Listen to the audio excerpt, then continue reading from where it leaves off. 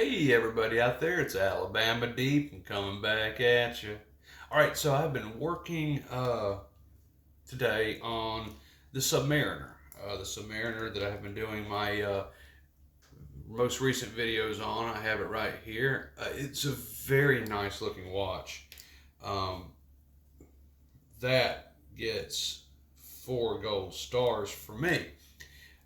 We had an issue with the rotor. It's being loud, clunky, having some issues with that, of course. Making a little bit of progress as we come. Remember, it would not turn at all, but now we have the little thing. It is turning. It's doing what it's supposed to do so far. So, I mean, it's not perfect yet.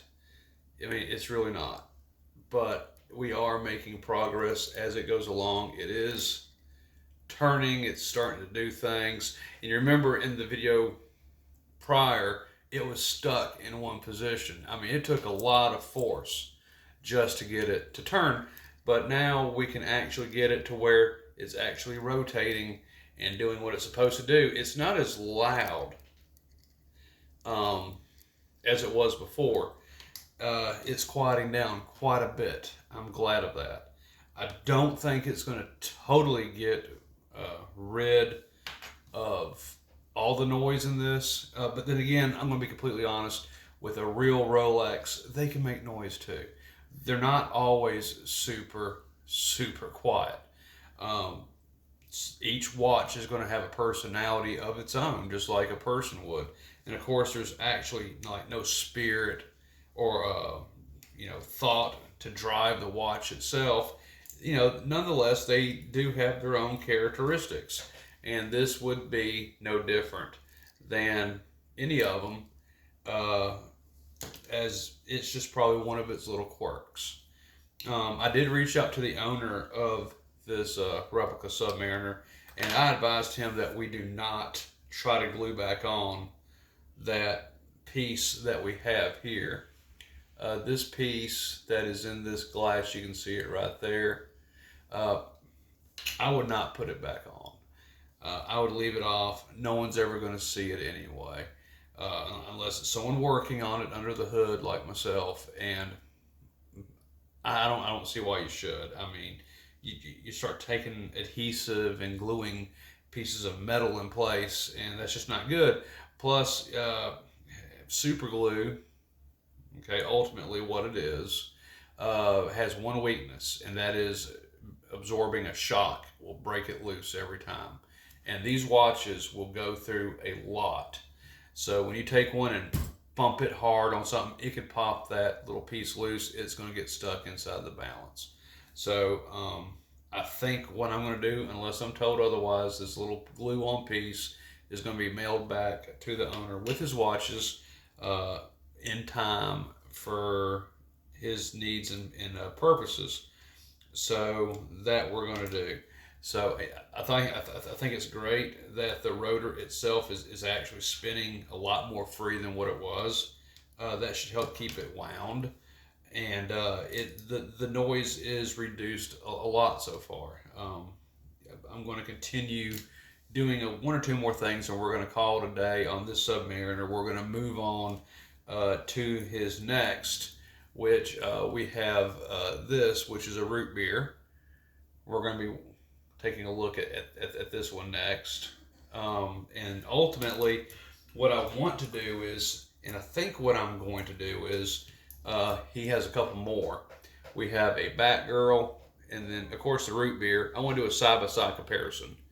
This one sounds a lot different than this one.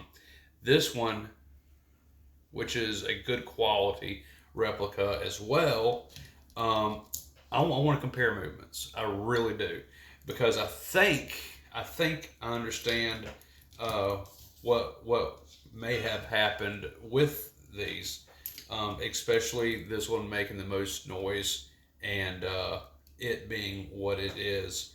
And if I'm not mistaken with this, what I think has happened is he has the upgraded, more expensive movement in this Batgirl, and this one here is the lower quality 32, 35 is what I'm thinking is going on here. Because I mean, they make different generations, and different companies produce different ones, and each one's always trying to outdo the other, and allowing time and technology to pick up, then that's where we're at, I think.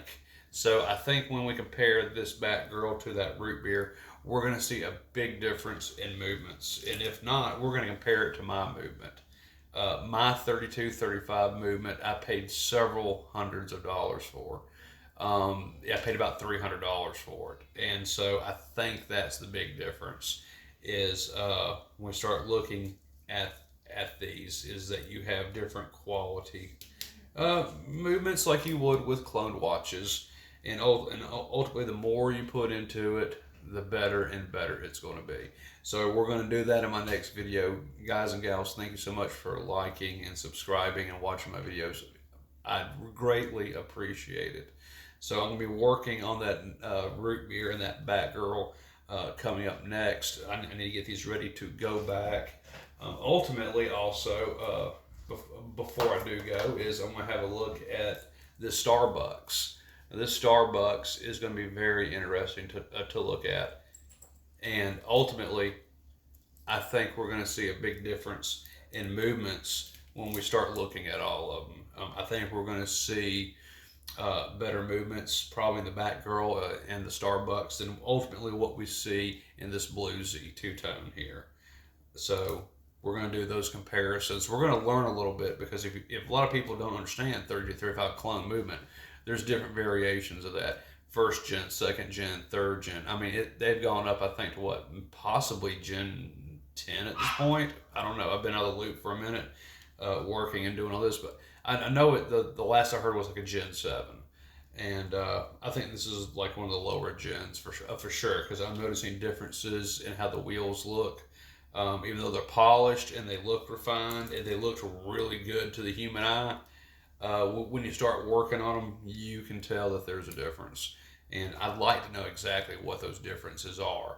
So you're going to be there with me as we start learning together on the different types of clone movements. That just seems appropriate. We're going to be looking at 31, 35, 31, 86, 32, 85, and 32, 35. And we're going to see what differences they have in that, whether it's DD, VR, or who knows. So yeah, we're definitely going to do that. So stick around, and we're going to be seeing what we can come up with when we look at these on our next video. Thank y'all for watching.